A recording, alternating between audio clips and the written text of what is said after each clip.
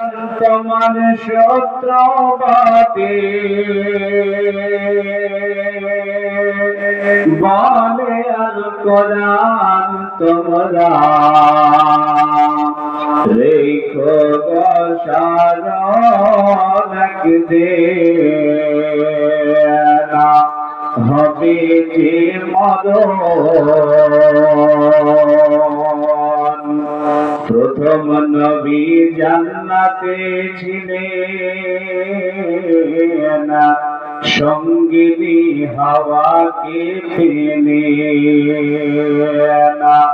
শয়তান চক্রান্ত করে খাইল গন্ধম তোমরা রেখো সারণকে না হবে যে মরণ। ইব্রাহিম নবী ছিলেন,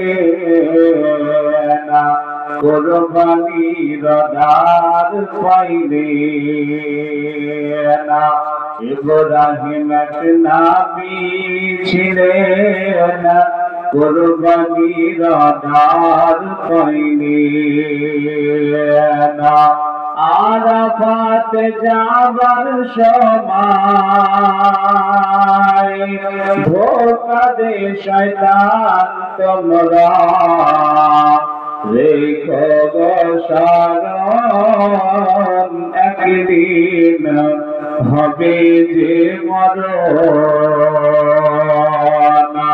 শয়তান তোমার সত্যবাদী বলে আল কোরআন তোমরা রেখো সারণ একদিন হবে যে মরণ। উপস্থিত আজকে সভা সম্মানিত সকলের নির্বাচিত মহাযোগ্যতম সভাপতি মহাশয়, মঞ্চে উপস্থিত আছেন অত্র গ্রামের সম্মানিত ইমাম, আমাদের সকলের প্রিয় বক্তা, আমাদের সকলের বয়োজ্যেষ্ঠ বক্তা, বন্ধুবার বড় ভাই সম্মানিত মৌলানা আব্দুল খালেক সাহেব, সম্মানিত ওলামায়ে কেরাম, আইমায়ে কেরাম, মুয়াজ্জিনে আযম, সামনে বসে থাকা আমার ডান সাইডে সম্মানিত ভাইরা, আমার সামনে এবং বাম সাইডে সম্মানিত মা এবং বোনেরা, সর্বাগ্যে আমরা শুকরিয়া সুযোগ জ্ঞাপন করছি সেই মহান পাক রব্বুল আলামিনের মহান দরবারে, যিনি পবিত্র রমাদানুল মুবারক মাসে আজকে 23তম রাত্রি জাগরণের দিনে কোরআন এবং সুন্নাহ শোনার এক সুবর্ণ সুযোগ করে দিয়েছেন। সেই মহান মালিককে সন্তুষ্ট করার জন্য শ্রদ্ধাগণিত ভাবে শ্রদ্ধা জড়িত কণ্ঠে আবেগের সঙ্গে মহব্বতের ভাষাতে সকলে মিলে একবার বলুন আলহামদুলিল্লাহ। দরুদ এবং সালাম অজস্র ধারায় বর্ষিত হোক বিশ্ব বরেণ্য নেতা তাজদারে মাদানী নবী কুল শিরোমণি। সারা পৃথিবীতে যখন নারীদেরকে নিয়ে ক্ষমতাহানি করা হচ্ছিল, নারীদের অমূল্যায়ন করা হচ্ছিল, নারীদেরকে জীবিত পুঁতে দেওয়া হচ্ছিল, সারা পৃথিবীতে মারামারি, কাটাকাটি, লাথালাথি, ফাটাফাটি, গুন্ডামি, সন্ডামি, আড্ডামি, রাহাজানির অবনতির, সারা পৃথিবীতে অশান্তির আগুন দাউ দাউ করে জ্বলছিল। এই সময় এই মহামানবের আগমনে সারা পৃথিবীর অশান্তি নির্মূল হয়েছিল। নারীদেরকে সর্বোচ্চ জায়গা পৃথিবী থেকে অশান্তি নির্মূল, সারা পৃথিবীতে শান্তির বাতাস, শান্তির ঝান্ডা উত্তোলন করনেওয়ালা ব্যক্তি আপনার আমার প্রাণ প্রিয় বিশ্ববরণ্য সকলের আদরণীয় গ্রহণীয় জনমন ধন্য জগতীয় মন্য স্বনাম ধন্য নবী মুহাম্মদুর রাসূলুল্লাহ সাল্লাল্লাহু আলাইহি ওয়াসাল্লামের উপর অজস্র ধারায় বর্ষিত হোক দরুদ এবং সালাম। সকলে মিলে বলেন আল্লাহুম্মা আমিন। আল্লাহুম্মা সাল্লি আলাইহি, আল্লাহুম্মা বারিক আলাইহি। সম্মানিত সুধী মণ্ডলী, আমার প্রিয় ভাইরা, মা এবং বোনেরা, আমি আপনাদের সামনে পবিত্র কোরআন থেকে একটি আয়াত পাঠ করেছি, তার সাথে সহিহ সনদে দুটি হাদিস পড়েছি। ইনশাআল্লাহ তাআলা উল্লেখিত কোরআন এবং হাদিসকে সামনে রেখে আপনাদের সামনে যে বিষয়টি নিয়ে আলোচনা করব বলে নিয়াত করেছি, সে আলোচনার বিষয়টির নাম হচ্ছে মওত, মৃত্যু।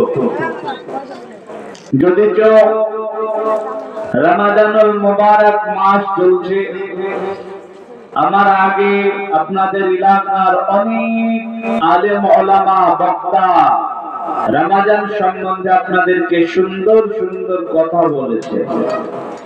আমি ইনশাআল্লাহ একটু ভিন্নভাবে মওত সম্বন্ধে কিছু কথা বলবো। ওমা তাওফিক ইল্লা বিল্লাহ, আলাইহি তাওয়াক্কালতু ওয়া ইলাইহি উনীব। সম্মানিত ভাইরা, মা এবং বোনেরা, আলোচনা শুরু করার আগে দু একটি কথা বলে আলোচনা শুরু করতে যাচ্ছি। তার প্রথম কথা হচ্ছে, কোরআন এবং সুন্নাহর আলোকে একটা বিষয় যেহেতু আলোচনা করব, আপনারা শেষ পর্যন্ত থাকবেন। যখন আপনাদের রান্না বান্না করার সময় হয়ে যাবে, আমরাও ইনশাআল্লাহ আপনাদেরকে ছেড়ে দেব।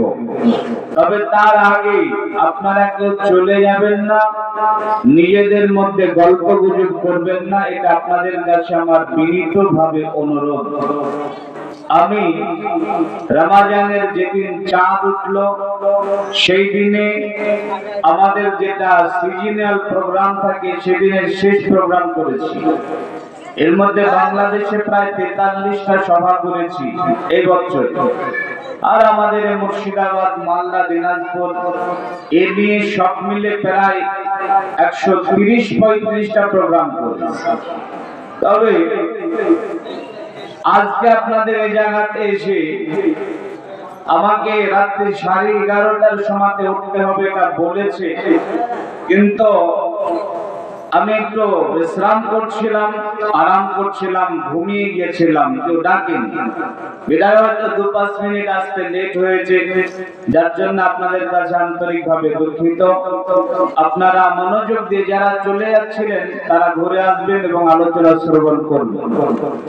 রমাদানুল মুবারক মাস আমরা পেয়েছি। আল্লাহ রাব্বুল আলামিন আমাদেরকে হায়াত এ পর্যন্ত দিয়েছেন। আমরা কেউ জানি না যে আগামী বছর এই রমজানটা আবার পাবো কি পাবো না। এখানে কেউ বলতে পারবেন না যে আগামী বছর ওই রমজান পর্যন্ত আমরা আবার বাঁচবো। তবে আল্লাহর অশেষ রহমত, আল্লাহ রাব্বুল আলামিনের অশেষ মেহেরবানিতে আমরা এই রমজান পর্যন্ত বেঁচে আছি।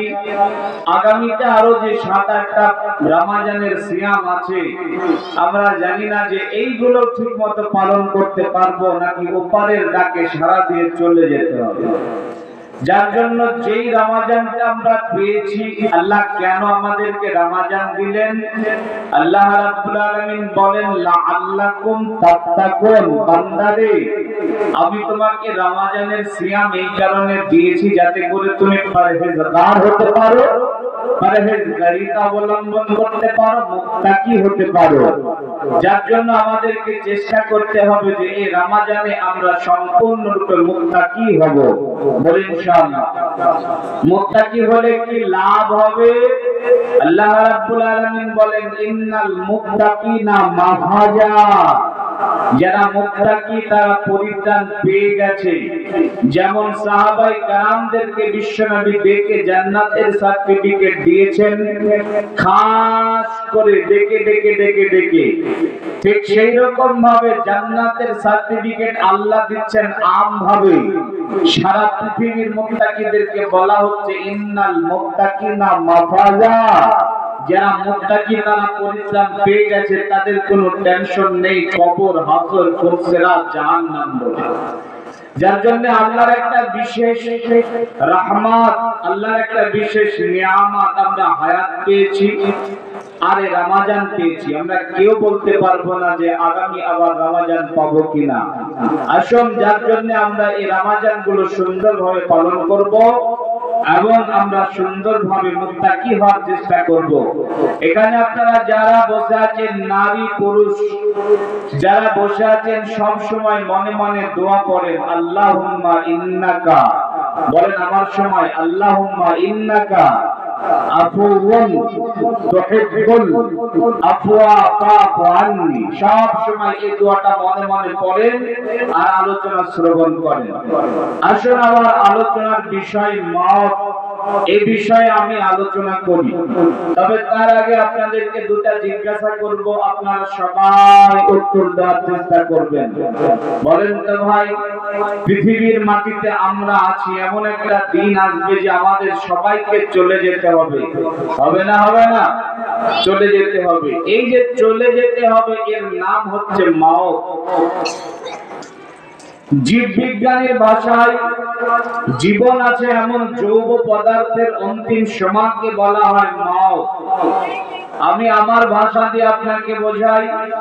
আপনার বাড়ি আছে, আপনার বিবি আছে, বাল বাচ্চা আছে, সাজানো গোছানো একটা সংসার আছে, এই সব কিছু পড়ে থাকবে। একদিন আপনাকে খালি হাতে একটা সাদা কাপড়ে জড়িয়ে চলে যেতে হবে, খাটিলাতে চড়ে। এর নাম হচ্ছে মওত।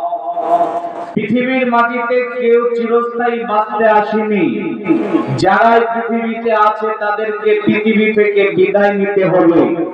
যদি পৃথিবীর মাটিতে কোনো অ্যাঙ্গেল দিয়ে শ্রেষ্ঠত্বের কারণে পৃথিবীর মাটিতে চিরস্থায়ী হতেন, তাহলে মুহাম্মদুর রাসূলুল্লাহ সাল্লাল্লাহু আলাইহি সাল্লাম কোনদিন মৃত্যুবরণ করতেন না। তিনি চিরস্থায়ী হতেন, চিরঞ্জীবী হতেন, তিনি মৃত্যুবরণ করতেন না যদি শ্রেষ্ঠত্বের কারণে কেউ পৃথিবীতে বেঁচে যেত।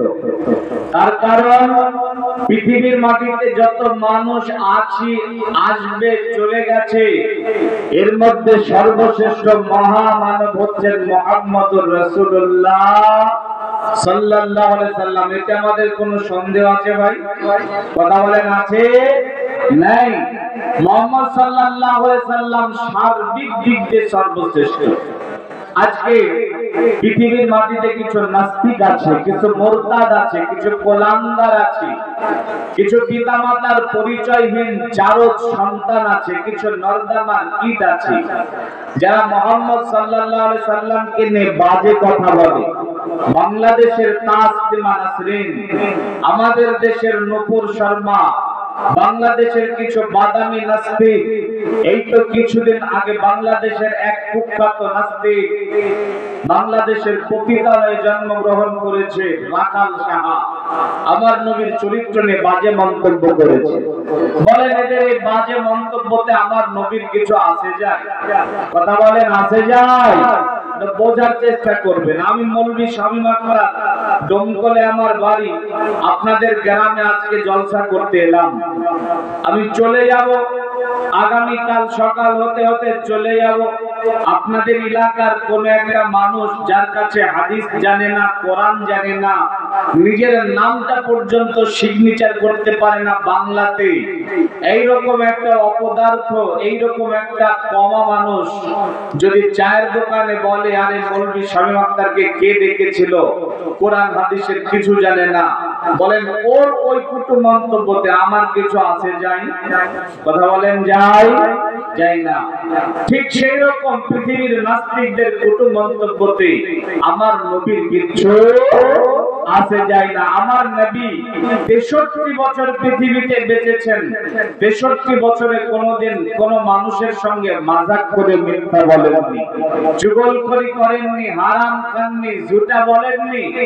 আমার নবী সর্বশ্রেষ্ঠ নবীদের মধ্যে সর্বশ্রেষ্ঠ, স্বামী হিসাবে সর্বশ্রেষ্ঠ, নেতা হিসাবে সর্বশ্রেষ্ঠ, আশরাফুল আম্বিয়া নবীদের মধ্যে সর্বশ্রেষ্ঠ। ইনার তুলনা হয় না, হবে না, হতেও পারে না। ইনার মতো দামি মানুষ পৃথিবীর মাটিতে আসবে না, আসবে না, আসতে পারে না। এত দামি মানুষকে আল্লাহ ডেকে কি বলছেন? আমার আল্লাহ বলেন বিসমিল্লাহির রহমানির রহিম। ওমা জাআলনা লিবাশারিন মিন ক্বাবলিকাল খালদা। আল্লাহ বলেন নবী হে, আপনার আগে যাদেরকে আমি আল্লাহ দুনিয়ার মাটিতে পাঠিয়েছিলাম নবী গো, এদের সবাইকে একে একে একে বিদায় নিতে হয়েছে। আল্লাহ বলেন নবী গো, আফা ইমিতা, আপনাকে মরে যেতে হবে। এত দামি নবী আমার নবী, এত দামি, এত মানি, এত সম্মানী আমার নবী, এনার তুলনা হয় না, হবে না, হতে পারে না। এত দামি নবীকে আল্লাহ দেখে বলছেন নবী গো, আফা ইমিতা, আপনাকেও মরে যেতে হবে। যদি নবী গো আপনাকে মরে যেতে হয়, তাহলে কি আপনার উম্মত মনে করেছে এরা চিরস্থায়ী দুনিয়াতে থাকবে? না না না, এমনটা হবে না, হবে না, হবে না। যদি আপনাকে মৃত্যুবরণ করতে হয়, তো আপনার উম্মতকে আপনি জানিয়ে দিন এদেরকেও দুনিয়া থেকে বিদায় নিতে হবে। কুল্লু নাফসিন যায়কাতুল মউত, মওতের হাতে গ্রেফতার হতে হবে।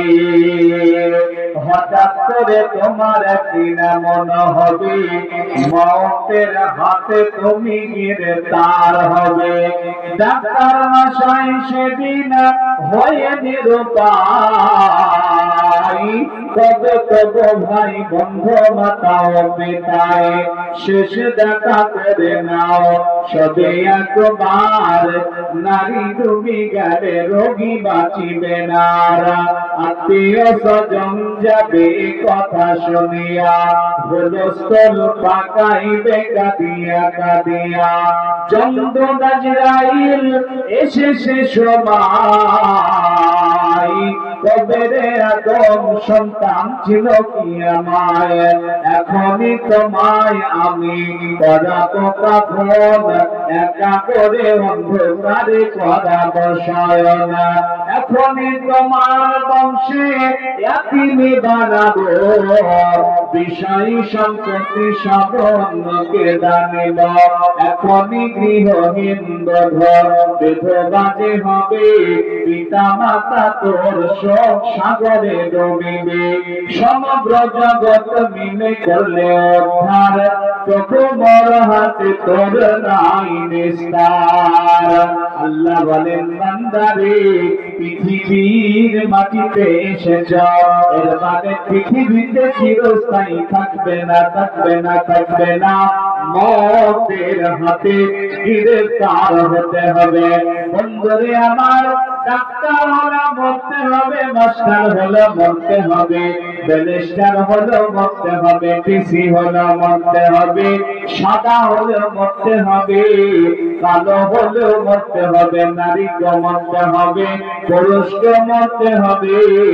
মওতের হাত থেকে বাঁচা যাবে না, যাবে না, যাবে না, যাবে না। আল্লাহ বলেন আইনামা তাকুনু ইদরিকুমুল মাউত ওয়ালাউ কুনতুম ফি বুরুজিন মুশাইয়াদা। আল্লাহ বলেন বান্দারে মওতের হাত থেকে কোথায় পালাবি, কোথাও পালিয়ে বাঁচতে পারবি না, পারবি না, পারবি না।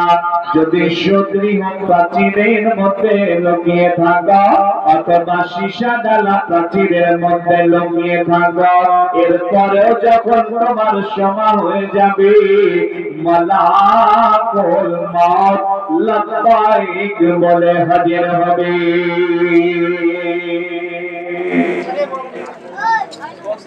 এই ভাইরা চা খাওয়াবা না জলসা শোনাবা? দ্রুত দিয়ে দাও।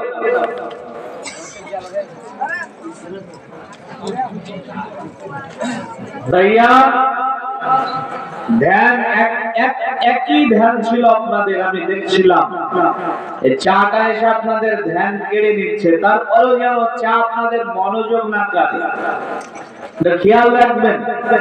আর আমি আপনার কাছে এসেছি কোরআন হাদিসের দুটা কথা বলার জন্য, এই কথাগুলোকে একটু মূল্যায়ন করবেন, একটু আমার দিকে চেয়ে থাকেন। তাহলে বলছিলাম মরতে হবে, মওতের হাত থেকে বাঁচার কোনো রাস্তা নেই, মওতের হাত থেকে বাঁচার কোনো পথ নেই, এটা আমরা সবাই জানি। এবারে বলেন তো, আপনারা একটু অ্যানসার দেবেন, মা বোনদেরকে বলবো না, ভাইদেরকে বলবো, আপনারা একটু মাথা নাড়িয়ে অ্যানসার দেবেন। বলেন তো ভাই, আমরা মরবো কবে এটা কি আমরা জানি? কথা বলেন, জানি?